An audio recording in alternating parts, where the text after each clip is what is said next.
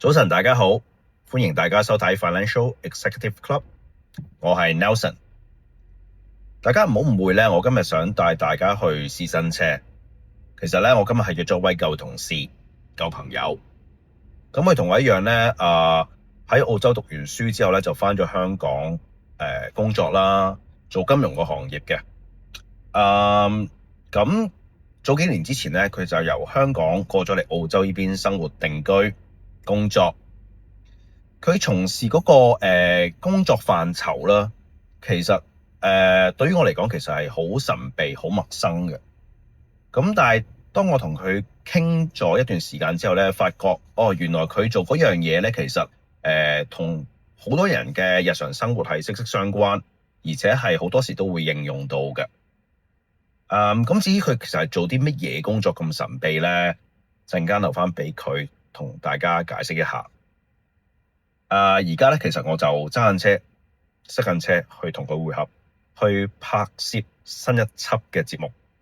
轉頭見，拜拜。Hello，又係我啊！我已經去咗屋企樓下，準備同佢會合，去一個地方拍今日條片啦。睇下見到佢未先？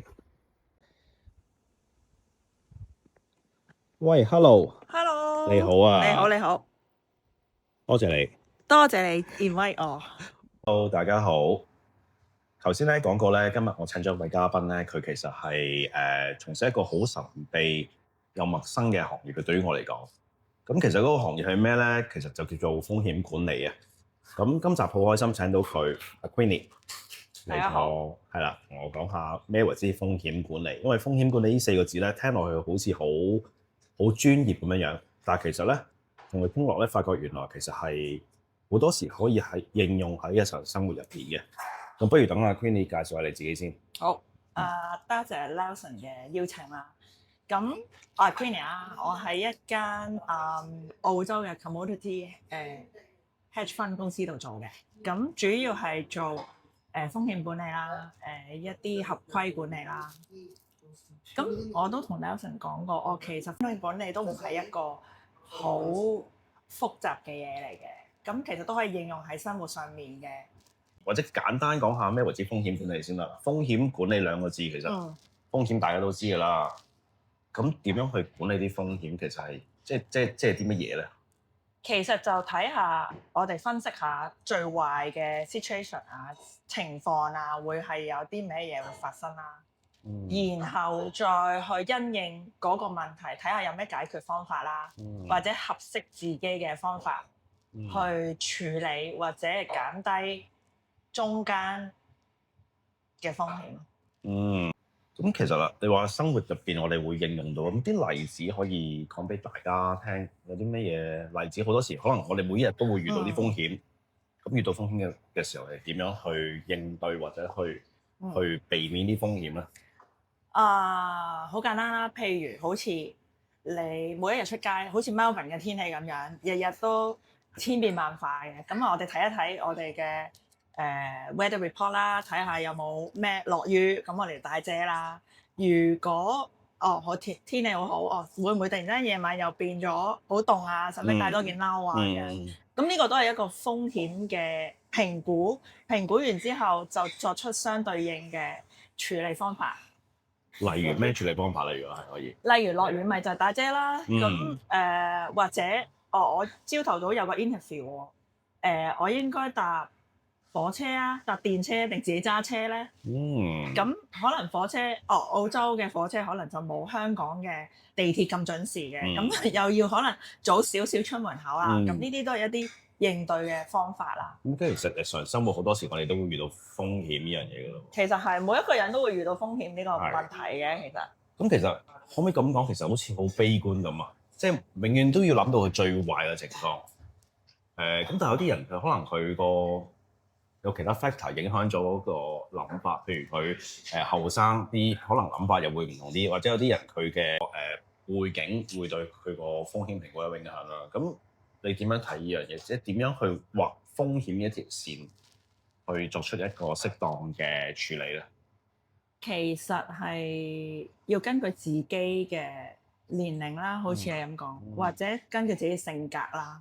譬如有啲人個性格真係比較保守啲嘅，我唔想 take 任何嘅風險嘅。咁好似如果投資嘅話，咁我哋就會可能主張佢擺落啲saving 度啊，等高息啊 long term investment 嘅嘢度咯。咁譬如講好似一啲後生啲嘅人咁啦，咁佢哋會中意 take 多啲風險，咁風險大個 return 就自然大啦，正常。咁但係係啦，就如果後生嘅人就會可能揀呢條路啦。咁所以都要睇我哋自己本身嘅性格或者年齡去選擇啱我哋合適嘅方法去做咯，就唔可以盲目咁跟。Nelson 好成功啦，咁我就跟佢咁投資啦，未必係適合每一個人。咁你做咗廿幾年嘢啦，我當你有廿幾年嘢啦。咁你做風險管理都呢一個範疇都好一段時間，有冇遇過啲乜嘢好難處理嘅風險？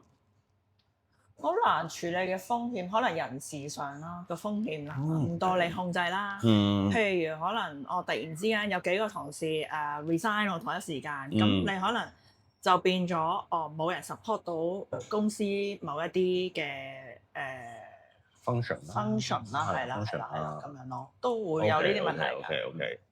咁聽落其實好多風險其實千變萬化嘅，咩風險都會存在嘅喎。係啊。咁即係其實要做一個未雨綢繆啦，去諗定點樣去應對不同嘅風險啦。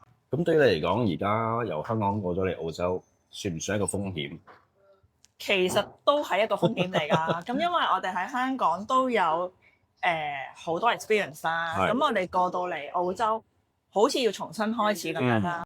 譬如好似揾工咁樣啦，咁佢哋會要求嘅嘢同香港唔同啦。咁亦都會有好多問題。佢哋覺得香港嘅嘢 apply 唔到落澳洲嗰度嘅，咁所以會導致係我哋係一個風險咯，要好似重新嚟過咁樣啦。咁你當初其實選擇過嚟澳洲嗰陣時，有冇作出過一啲乜嘢嘅 assessment 去點樣面對呢啲未知嘅風險啦？係啊。咁當時都會嘗試譬如喺香港揾咗份工先啦，咁又可能 assess 下自己嘅 saving 夠唔夠？去 support 到自己生活，可能1年啊都揾唔到工，咁得唔得咧？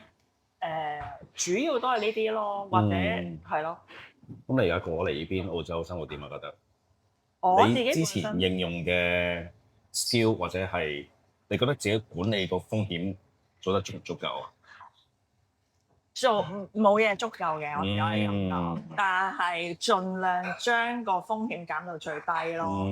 咁所以就好似 Nelson 你講咯，即係如果喺澳洲揾唔到工，我就去到 UK，我就周圍走嘅。係啊，Queenie就好犀利㗎。香港做嘅嘢，澳洲做嘅嘢，澳洲又喺 Melbourne 做嘅嘢 ，Sydney 做嘅嘢 ，UK 就喺倫敦做嘅嘢。咁佢其實爭在係咪美國啊、加拿大啊、新加坡未去啫。將來都可能會去埋都唔奇嘅。係啊，希望係啦。今日咧好多謝阿 Queenie 咧同我哋講解下咩為之風險管理啦，點樣將風險管理應用喺我哋日常生活當中啦。咁如果你都中意一集嘅內容咧，歡迎你哋 subscribe 我哋嘅 channel 啦，like 我哋條片啦，同埋將我哋條片 share 俾其他嘅身邊嘅朋友聽嘅。咁今日唔該晒。Thank you，拜拜。拜拜。